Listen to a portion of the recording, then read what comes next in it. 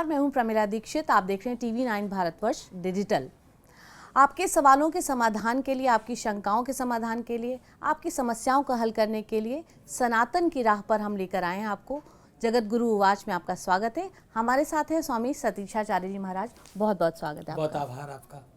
स्वामी जी, आज हम बात कर रहे हैं, आप पहले हमारे गेस्ट को देखिए तो उसमें ही आपको विषय समझ में आ जाएगा। अधिकार और कर्तव्य की बात हो रही है।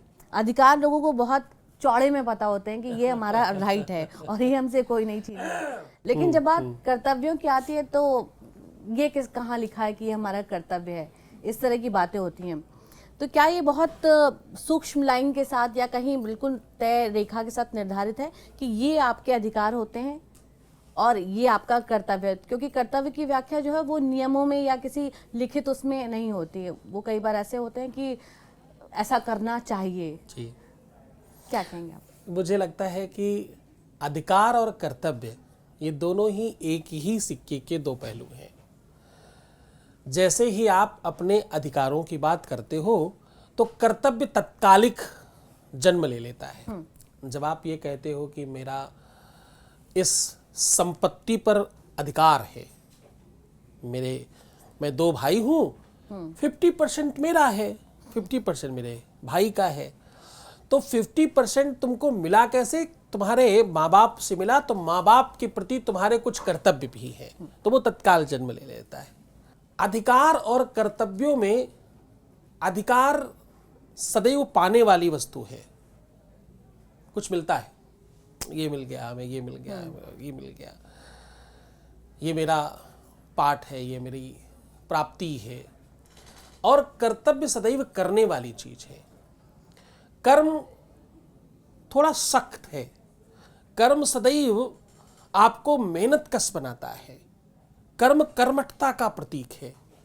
मेहनत करने वाला, खूब जूझने वाला, खूब दिन रात एक करने वाला, ये कौन है? ये कर्तव्यनिष्ठ है। और एक वो है जो केवल और केवल दिवा स्वप्न पर है कि भूमि पर आकर गात आकाशा, लघ तापस बगबाग बिलासा। यानी हम आ करके आसमान के नीचे लेट गए, जो पानी गिरेगा मेरे मुंह में ही आएगा, मेरे भाग्य में होगा, मुझे मिलेगा ही। मेरे माँ बाप ने मेरे लिए किया ही क्या है? ये सारी की सारी चीजें अकर्मण्यता और कर्मठता के मध्य आकर खड़ी होती हैं। अगर आप कर्मठ हैं, अगर आप कर्मशील हैं, अगर आप बहुत मेहनतकश व्यक्ति हैं और अगर आपको सच में उन्नति पसंद है, तो आप कर्तव्य पहले सोचेंगे और अधिकार बाद में सोचेंगे।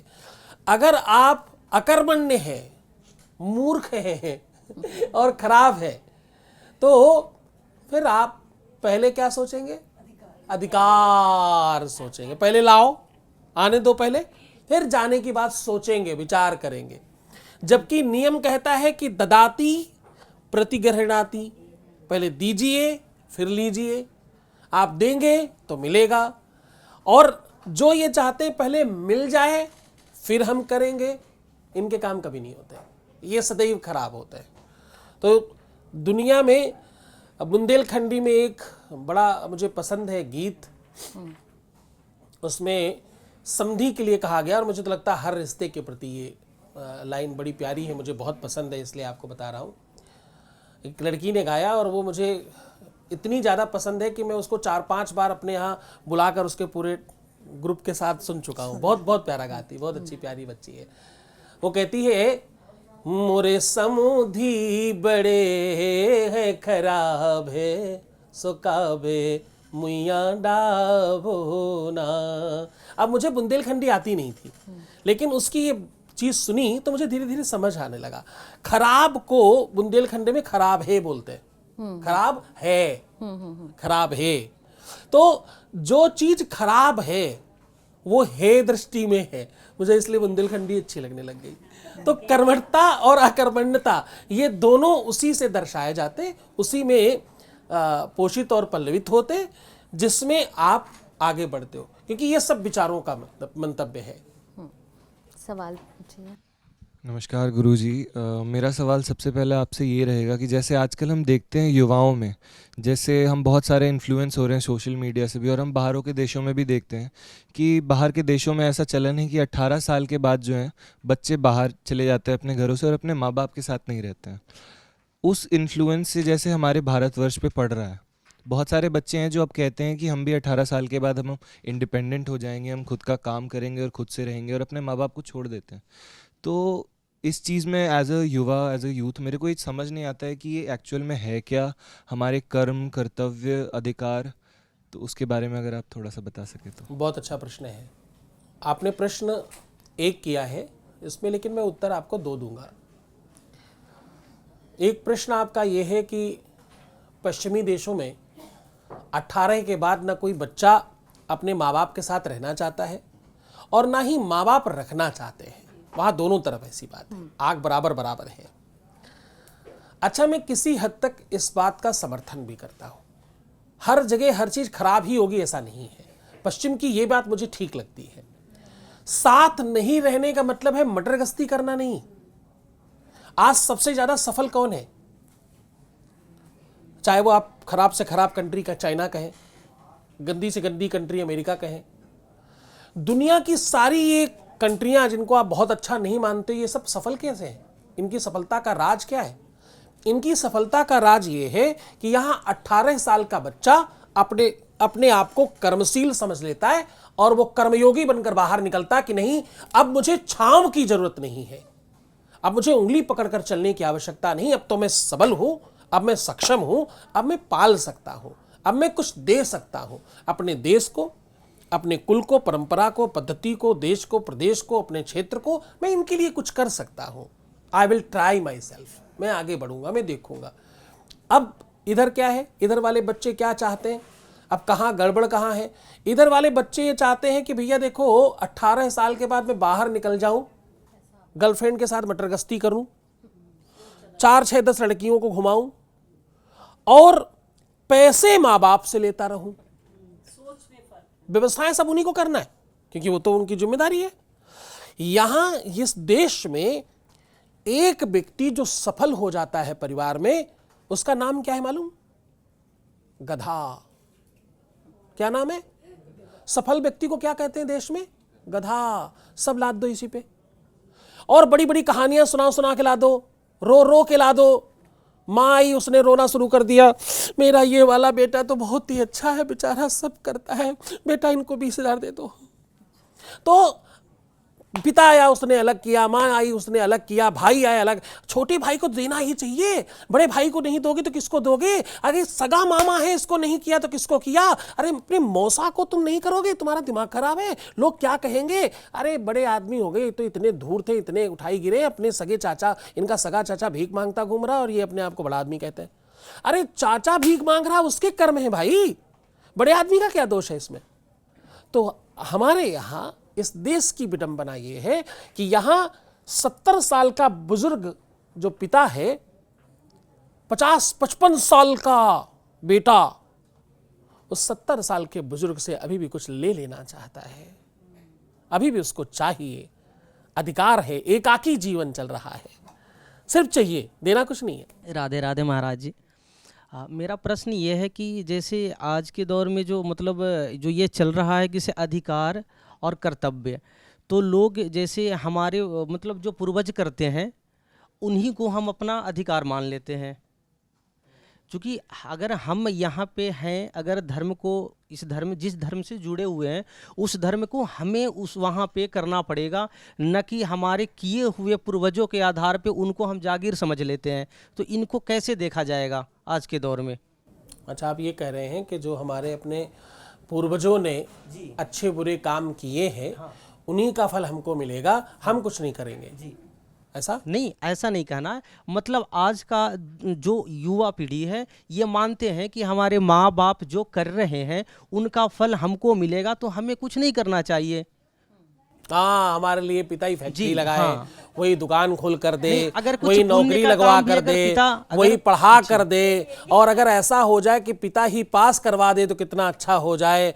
बाइक भी वही दिलाए, कार भी वही दिलाए, वही सारी व्यवस्था कराए, अच्छी पत्नी ढूंढ कर वही दे, अच्छा पालन पोषण वही करवाए। भाई के पास घर है, उसने कमा कर बना लिया है, हमारे लिए कौन करेगा? कम से कम पापा हमारे लिए तो कर ही सकते हैं। आप ऐसा चाह रहे हैं, मुझे लगता है। अच्छा प्रश्न है। मुझे लगता है कि जीवन में ये जो एक्सेप्टेंस है, यही सबसे बड़ा खराब है, ये वाला एक्सेप्टेंस।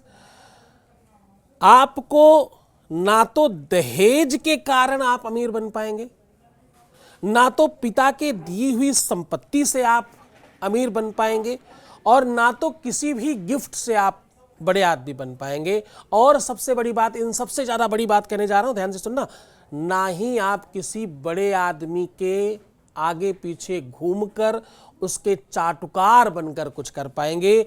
इस दुनिया में कोई किसी को कुछ नहीं देता। आप उस लायक होंगे तो आपको मिल जाएगा, जो भाग्य में हो वो भाग कर आएगा। आपको कर्म करना है केवल।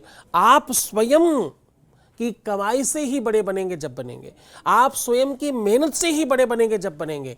पीछे से केवल एक ही चीज मिलती है, आपकी ये मशीन चकाचक है, यही सबसे बड़ा भाग्य है। आंख, नाक, कान, मुंह, पेट, अंतड़ियां, किडनियां, लीवर सब स्वस्थ है, सब बेहतर है, शरीर आपका स्वस्थ है। मुझे लगता है ये सबसे बड़ी पूंजी है माँ बाप के द्वारा दी हुई। इस पूंजी के अलावा दूसरी कोई पूंजी पीछे से नहीं चाहिए होती है। सब आप खुद बनाइए, आप स्वयं कर्म कीजिए, कर्मशील बनिए।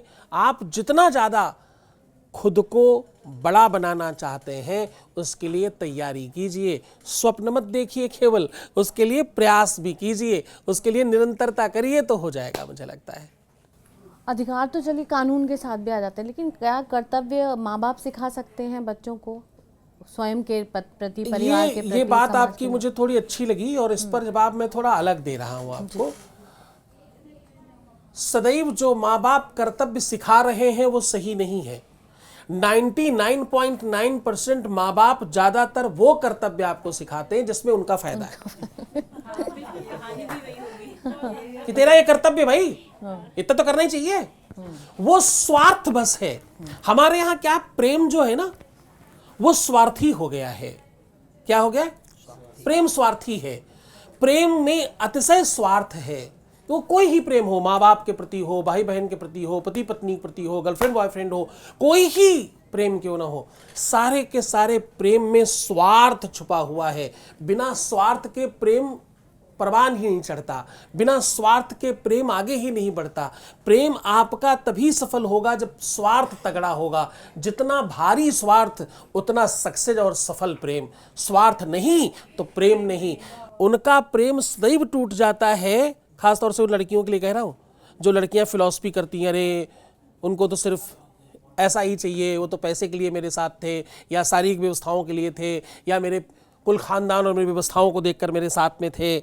वो अक्सर अपने प्रेम को, अपने रिश्तों को तोड़ बैठते हैं और ख़राब कर बैठते हैं, क्योंकि भैया बिना स्वार्थ के कुछ चलता नहीं है। स्वार्थ है तो प्रेम है, स्वार्थ नहीं तो प्रेम नहीं। स्वार्थ लाग करे सब प्रीति, सुर नर मुनि सबके यह रीति। सबकी यही रीति है, चाहे मनुष्य हो, चाहे ऋषि हो, और चाहे भगवान क्यों ना हो, सबको स्वार्थ है। स्वार्थ में ही प्रेम है। स्वार्थ सिद्धि प्रेम का दूसरा नाम है। इसलिए कभी कभी माँ बाप को वो कर्तव्य भी सिखाने चाहिए जिसमें उनका स्वार्थ नहीं हो, ताकि बच्चे, क्योंकि बच्चे भी अनाज खा रहे हैं, दिक्कत ये है, उनके पास भी ब्रेन है, समस्या ये है, और पढ़ रहे हैं, ये अगली समस्या है, और इससे भी ज़्यादा समस्या कि बाहर घूम रहे हैं। तो इस कारण से वो सब समझ जाते हैं कि इसमें तुम्हारा स्वार्थ है, इसलिए वो सुनते ही नहीं है। कर्तव्य और अधिकार, एक कहावत है कि कोई भी धन अपने साथ नहीं लेके जाता है, सब अपनी औलाद को देते हैं, चाहे अच्छी हो या बुरी हो। इसी उसके ऊपर उन्होंने अपना जीवन बिताया, क्योंकि जब वो युवा थे तो उन्होंने अपने कर्तव्य पालन नहीं किया। उन्होंने कर्तव्य पालन किसके लिए किया? अपनी औलाद के लिए। अब वो औलाद से उम्मीद करते हैं कि माँ बाप का करें, जबकि उन्होंने नहीं किया होता। तो इसके बारे में बताइए। अब तो लोग ट्रस्ट को भी दे जाते हैं। हाँ, देखिए आपने जो भी कुछ किया है, ये भी एक बड़ी विडंबना है। इस देश में ही एक केवल मान्यता है कि आपने अगर अपने माँ बाप की सेवा की है तो आपकी सेवा होगी। ये पूरा सच नहीं है, ये पूरा 100% सच नहीं है। आपने सेवा करी है या नहीं करी, इसमें केवल आप दोषी या आपकी महानता नहीं है। ना आप पूरे पूरे दोषी हैं, ना आप पूरे पूरे महान हैं। जिसने सेवा करा ली उसकी भी कुछ भूमिका होगी ना। एक तरफा तो कुछ नहीं चलता, एक तरफ से सब कुछ नहीं होता, एक ही व्यवस्थाएं सब चीजें नहीं चला पाती, दोनों तरफ परस्परता होती है। तो जिसने सेवा करा ली, हो सकता वो इतना प्रेमी हो कि आप उसके मोह पास में फंसे रहे और आप सेवा करते चले गए, अथवा वो उतना प्रभावजनित हो कि उसके प्रभाव में रहकर आपको करना पड़ गया, अथवा उनके पास इतनी संपत्ति और इतना अरेंजमेंट था कि आप मजबूरी में जूझे रहे कि कहीं ऐसा ना हो ये किसी और को दे दें, चाहे आप गालियां देते रहे, चाहे बड़बड़ाते रहे, पर आप करते रह गए। तो तमाम चीजें हैं स्वार्थ उसके आसपास। तो आपका बच्चा उन सब चीजों की वजह से आपकी सेवा नहीं करेगा। आपका बच्चा सेवा करेगा आपके स्वभाव से, आपके व्यक्तित्व से, आपका और उसका निजी स्वभाव कैसा है। हर कोई बुरा नहीं होता और हर कोई अच्छा नहीं होता। एक आतंकवादी भी तो अपने आका के लिए अच्छा ही है। क्या आतंकवादी जानता नहीं कि उसका आका कितना धूर्त है, क्या करवा रहा है, क्या कर रहा है, और उसने क्या ही इतना अच्छा काम किया है। वो आतंकवादी अपने आका से क्यों नहीं पूछता कि भाई तूने अपने कभी बम लगाया शरीर में जो मुझे लगा के भेज रहा है? कभी पूछता है? नहीं। वो इस कदर का रिश्ता और संबंध बनाया जाता है कि वो कर बैठता है, उसे नहीं पता लगता मैं क्या कर रहा हूं। आपके संबंध, आपके रिश्ते निजी होते हैं। आपने क्या बोया है, वो केवल एक ही खेती नहीं देखी जाएगी। आपने अपने सास ससुर या माँ बाप के लिए कितना किया है उतना आपको मिलेगा। आपने अपने बच्चों के लिए कैसे किया है, बच्चों को कैसे रखा है, आपके और बच्चों के रिश्ते कैसे हैं। आपका बेटा, आपकी बेटी, आपके बच्चे आपके साथ जब होते हैं तो क्या फील करते हैं और आप क्या फील करते हो? सोल कनेक्शन, एक अलग कनेक्शन। क्या ऐसा फील होता है कि यार आपका बच्चा आपके साथ है तो सर्वस्व है आपके साथ? क्या ऐसी फील दोनों की तरफ होती है? यदि हाँ, आपने कुछ भी नहीं किया होगा तो भी सेवा करेगा। वो तुमसे अलग हो ही नहीं सकता। दुनिया की कोई ताकत अलग नहीं कर सकती। अलग होगा तब जब आपने गैप छोड़ा होगा, अलग होगा तब जब आपने कुछ में कुछ बीच में ऐसा किया होगा, अन्यथा कभी नहीं अलग होगा। वो आपके साथ ही होगा। महाराज, समाज में आजकल एक बहुत अजीब रिवाज चल गया है। अगर किसी माता पिता का एक बेटा और एक बेटी है, बेटी दूर है, तो थोड़ा सा बड़ा होते ही बेटा बहू माता पिता को मजबूर कर देते हैं कि या तो प्रॉपर्टी हमारे नाम कर दो या फिर इसको घर को बेच कर फिर हमारे नाम कर दो। ये बड़े कलेश हो गया है। अब इसमें कहाँ संस्कार, क्या क्या कहा जाए इसमें? अच्छा, ये बहुत बढ़िया प्रश्न है। इस देश में बहुत सारे वृद्धाश्रम और बहुत सारे ऐसे माता पिताओं के रहने की जगह खुल रही हैं। उसमें बहुत सारे लोग दोषी हैं, मैं एक तरफ नहीं कहूँगा। मुझे ये बात समझ आती नहीं कि प्रेम और संपत्ति में बड़ी संपत्ति हो कैसे जाती है। मुझे यह आज तक बात नहीं समझ में आई। प्रेम और संपत्ति में संपत्ति बड़ी कैसे हो जाती है और कैसे हो सकती है, ये समझ ही नहीं आया मुझे कभी। और अगर बड़ी है तो इसका मतलब कहीं गड़बड़ है। माँ बाप के लिए भी संपत्ति बड़ी कैसे है? वो अपने बच्चों को अगर बच्चा चाहता है तो दे देने में आपत्ति भी किधर है? क्या संकट है? मांगने के पहले क्यों नहीं दे दिए? क्या करना है उस संपत्ति का? क्या तुम चाहते हो कि संपत्ति की वजह से वो तुमसे प्यार करता रहे, इस वजह से तुमको रखे? सच बताऊं, अगर नहीं रखना होगा तो संपत्ति के बावजूद मैं कितने लोगों को जानता हूं जिनके बच्चों ने संपत्ति भी नहीं ली कि मुझे नहीं चाहिए तुम्हारा घर मकान दुकान, कुछ नहीं चाहिए, फिर भी मुझे तुम्हारे साथ नहीं रहना है। आपके निजी रिश्ते कैसे हैं, ये सब उसी पे डिपेंड करता है। संपत्ति महत्वपूर्ण नहीं है। और ये कहीं ना कहीं आपने ही तो उसके मन में डाला है कि संपत्ति बहुत बड़ी चीज होती है। संपत्ति माने क्या होता है? जिस भी दिन, पहले दिन अगर शादी होकर के पहले दिन आप सारी चाबियां बहू को पकड़ा दें, बेटा तेरा ही है, मैंने तो क्या भोजन ही चाहिए दोनों समय का, और क्या चाहिए, रोटी देती रहना टाइम पे। मुझे नहीं लगता इतने इतने ज़्यादा राक्षस लोग रहते हैं दुनिया में कि वो आपको भोजन नहीं देंगे, क्योंकि आपकी अपनी प्रवृत्तियां अनंत हैं। तो उस अनंत प्रवृत्तियों में आप गोते लगाते हुए आप अपना कोई चिंतन करते हैं और उस चिंतन को उधर देखना चाहते हैं। हमने सोच लिया कि आप बुरी हैं, अब आप मुझे बुरी दिखेंगी, अच्छी नहीं दिखेंगी।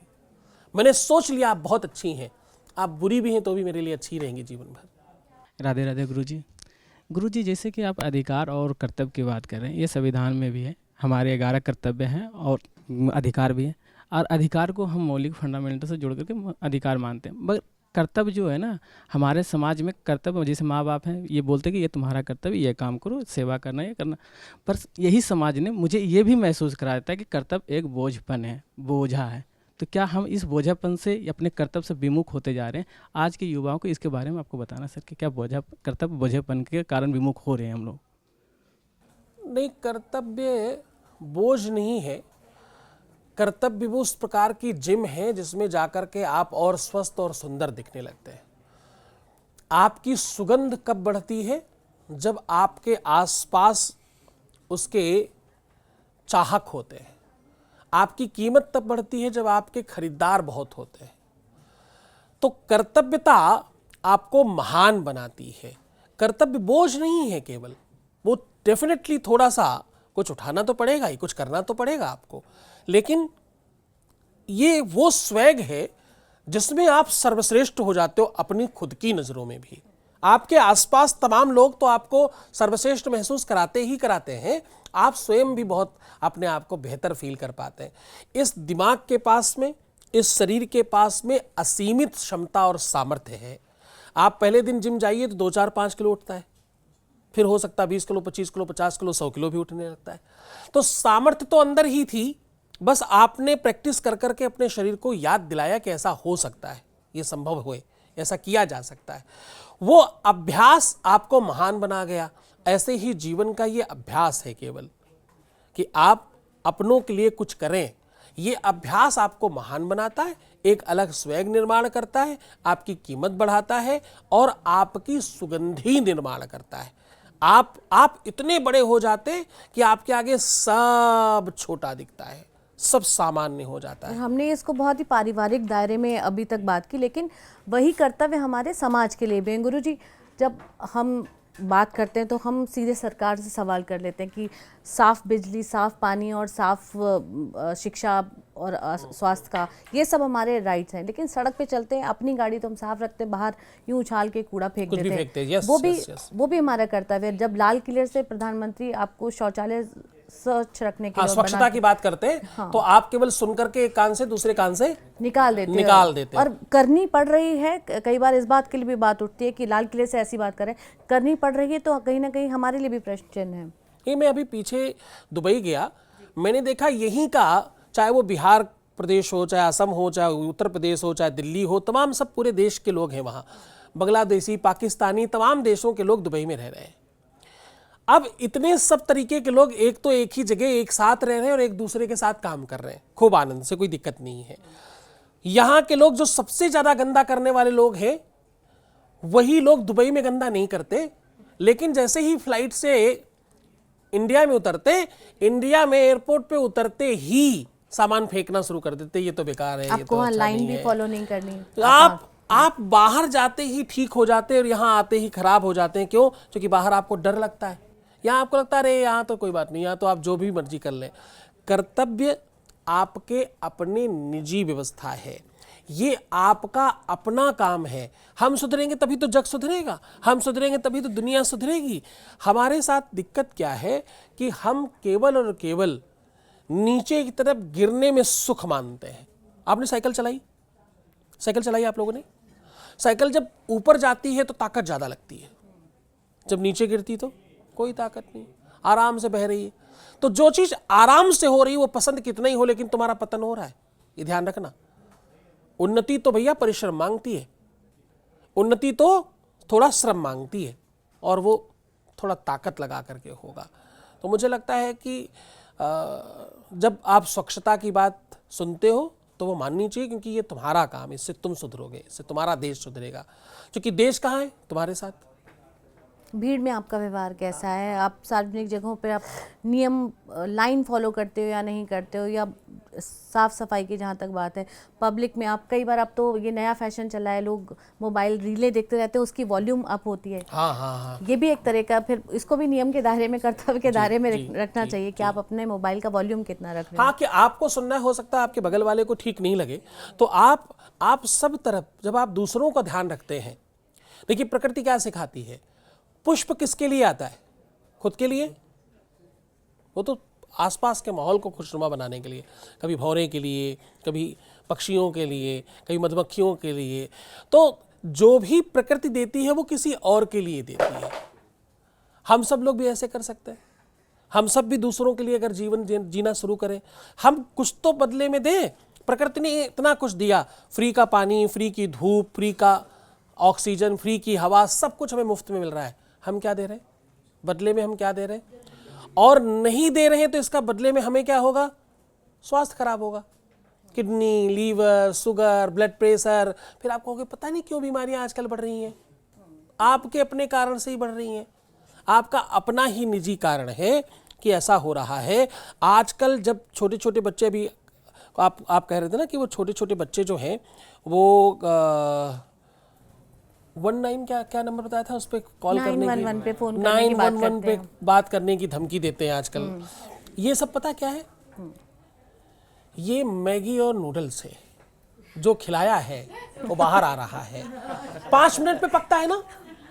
जो जितना आसानी से मिलने वाली चीजें वो सब तकलीफ दे हैं, जो मुश्किल से मिलने वाली वो सब सुख दे हैं। तुमने अपने आराम के चक्कर में उन्हें क्या खिलाया है? अपने आराम के चक्कर में उन्हें कैसे पाला है? अपने आराम के चक्कर में तुमको डिस्टर्ब ना करें इसलिए तुमने मोबाइल दे दिया, तुम्हें डिस्टर्ब ना करें इसलिए तुमने टीवी खोल दी, तुम्हें डिस्टर्ब ना करें, तुम्हारे चीज़ों को इन्वॉल्व ना करें इसलिए तुमने उन्हें कोई व्यवस्था दे दी। तो वो उस व्यवस्था के साथ पल रहे हैं, ध्यान रखना। वो आधा उस व्यवस्था में होंगे। एक रिसर्च हुआ, डब्लिस करके एक वैज्ञानिक हुए, उन्होंने रिसर्च किया, पश्चिम के, बड़ा नाम है पश्चिम का। एक मुर्गी के बच्चे को शुरू वाले दिन, पहले दिन से गुब्बारे के साथ रख दिया, बलून के साथ रख दिया, उसी से दूध देते, उसी को से चारा देते, सब उसी से व्यवस्था करते उस बच्चे की। वो आश्चर्य ये था कि वो बच्चा उस गुब्बारे को, उस बैलून को अपनी मां समझता रहा। और कब तक समझता रहा? बड़ा होने के बाद भी, टिल डेथ समझता रहा यही मेरी मां है। क्यों? क्योंकि उसने वही देखा। तुम जो देखोगे, तुम जो सुनोगे, तुम जो समझोगे, तुम जिस माहौल में रहोगे और जो खाओगे, जो पियोगे, जैसा खाए अन्न वैसा हो मन, जैसा पिए पानी वैसी हो वाणी। अब पिज्जा, मोमोज, बर्गर हमने फटाफट खिला दिया है, 5 मिनट में आ जाता है। 5 मिनट में आ तो जाता है, पर 100% जहर है। आपने जो खिलाया है उसका सीधा प्रभाव पड़ेगा भाई। तुम्हारे द्वारा पकाया हुआ, तुम्हारे द्वारा बनाया हुआ भोजन, उसमें प्रेम आच्छादित था, जिसे तुमने रोक लिया। अब तुमने अपनी व्यवस्था के कारण उसको अव्यवस्था में डाला है। उस अव्यवस्था का ये प्रभाव है। 911 या 1911 क्या है, 911। तो ये क्या है? ये अव्यवस्था का स्वरूप है जो तुमने ही बनाया है। बहुत धन्यवाद गुरुजी, बहुत व्यवहारिक तरीके से आपने तमाम शंकाओं का समाधान किया। और जैसे कि आप बोलें कि ये मेरा अधिकार है, ये बोलने में खुद एक स्वैग भी आता है, एक आत्मविश्वास भी आता है, लेकिन वो कब दंभ में तब्दील हो जाना है, वहाँ आपको अंकुश रखना है। और जब आप कहते हैं ये मेरा कर्तव्य था, फिल्मों में आप सुनते होंगे ना, ये तो मेरा फ़र्ज़ था, वो कहते हैं, साथ ही कितनी विनम्रता का भाव आता है, ये आपको समझना होगा। तो ये दोनों का सामंजस्य अगर जीवन में होगा, तभी जाकर आपको अधिकार भी मिलेंगे, जब आप अपने कर्तव्य पूरे कर पाएंगे। इस कार्यक्रम में फ़िलहाल इतना ही, फिर मिलेंगे किसी और शंका के समाधान के साथ। नमस्कार, धन्यवाद।